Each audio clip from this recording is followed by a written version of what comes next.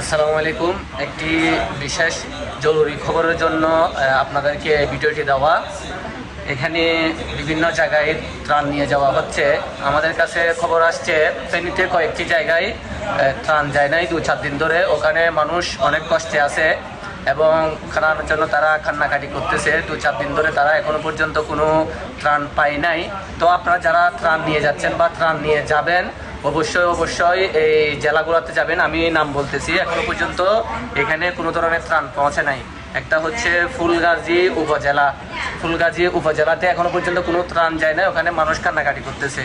দ্বিতীয় নম্বর হচ্ছে যে কিসমতপুর, তারপর হচ্ছে বিজয়পুর, তারপর হচ্ছে উত্তর বরইয়া। এই স্থানগুলোতে এখনো পর্যন্ত কোনো ত্রাণ পৌঁছে নাই।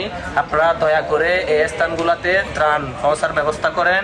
এবং আমি আপনাদেরকে একজনের নাম্বার দিয়ে দিচ্ছি, ওখানে আমাদের ছাত্র ভাইরা আছে, আপনাদেরকে তারা হেল্প করবে। ওদের সাথে যোগাযোগ করে আপনারা ওই স্থানগুলোতে দ্রুত ত্রাণ পাঠানোর ব্যবস্থা করেন। ধন্যবাদ সবাইকে।